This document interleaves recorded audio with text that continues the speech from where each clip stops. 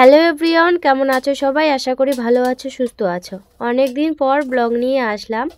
Actually video করা থাকে কিন্তু এডিট করার জন্য ভিডিও দিতে পারি না তোমাদের। এরপর থেকে চেষ্টা করব তোমাদের রোজ ভিডিও দেওয়ার। তো আমাদের আজকে উঠোনে মাটি ভরানো হয়েছে। আসলে আমি উঠোনে একটা উনুন বানিয়েছি, দেখতেই পাচ্ছ রান্না হয়ে গেছে। আর এখানে মাটি ভরানো ছিল না, 1 বছর হয়ে গেছে উঠোনেই রান্না করেছিলাম। তো ভাবছি এবারে রান্নাঘর বানাবো। তো সেই কারণে মাটি ভরা হয়েছে, মা মাটিগুলো এনে দিয়েছে, আমি এখন মাটিগুলো সমান করছি। যেহেতু এটা মাটিটা সমান করে তারপর ইট দিয়ে বসাতে হবে, তারপর মুছে নিতে হবে, সেটাই আমি কাজ করছি।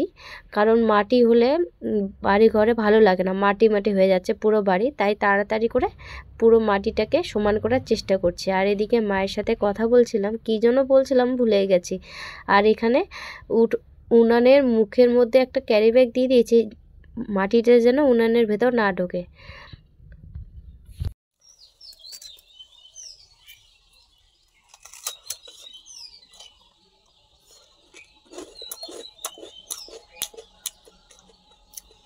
তো বন্ধুরা, দুধ নিয়েছি, টোস্ট আর বয়ম নিয়ে নিয়েছি।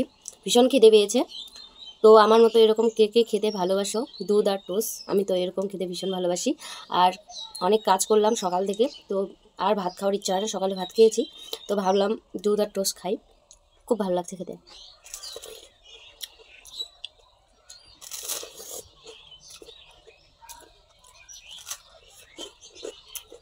তো চলো, টাটা। গুড আফটারনুন বন্ধুরা। তো আমাদের এটা হয় রান্নাঘর, তোমাদের দেখাই। তো এই যে উনুন দেখতে পাচ্ছ, এটা আমাদের নিচু ছিল, এটা নতুন করা হয়েছে। তো মা কালকে মাটি এনেছে, তো আমি মাটিগুলো এখন ভালো করে দিলাম, মানে সমান করে দিয়ে এখন ইট দিয়ে ভালো করে বসাচ্ছি। তারপর জল দিয়ে ভালো করে লেপে দিতে হবে। দেখতে পাচ্ছ আমি উনুনটা বানিয়েছিলাম। এই হলো আমাদের ভাঙাচোরা বাড়ি। বন্ধুরা, রান্নাঘরটা লেপে নিয়েছি, আর অনেকটা রাত্রি হয়ে গেছিলো লেপতে লেপতে, সেই কারণে ভিডিও দিতে পারিনি। দেখো লেপা হয়ে গেছে, রাত্রিবেলা তোমাদের সাথে শেয়ার করছি। পুরো রান্নাঘরটাই সুন্দর হয়ে গেছে লেপে। আর এখন আমি রাত্রেবেলা কি করছি, এখন আমি করছি মেকআপ ব্রাশ রিমুভ। মেকআপ করি আর ব্রাশগুলো রিমুভ করব না, এটা কখনো হতে পারে? আর একটা মেকআপ করলেই ব্রাশগুলো আমি এইভাবেই রিমুভ করে পরিষ্কার করে নিই। আর রিমুভ করছি কি দিয়ে দেখো, দেখো গার্নিয়ার মেকআপ রিমুভার দিয়ে আমি ব্রাশ রিমুভার করছি। তোমরা যারা যারা জানো না তারা এটা দিয়ে রিমুভ করতে পারো। আমি তো এটা দিয়ে রিমুভ করি, খুব সুন্দর রিমুভ হয়। আমার কাছে ব্রাশ রিমুভার নেই, সেই কারণে এটা দিয়েই করি। আর তোমাদের সামনে একটু আসলাম যে দেখো আমি বসে বসে রিমুভ করছি, তারপর করব রান্না। তো চলো দেখতে থাকো।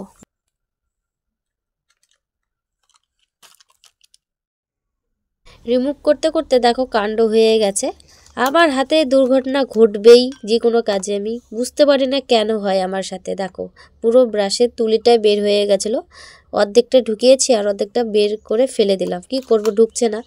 তারপর চলে আসলাম রান্না করতে। এখানে আমি আটা মেখে নিয়েছি, বানাবো রুটি।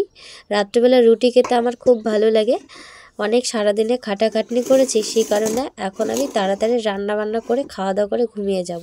আর নিয়ে এসেছিলাম অল্প একটু 250 মতো মাংস নিয়ে এসেছিলাম রুটি দিয়ে খাবো বলে।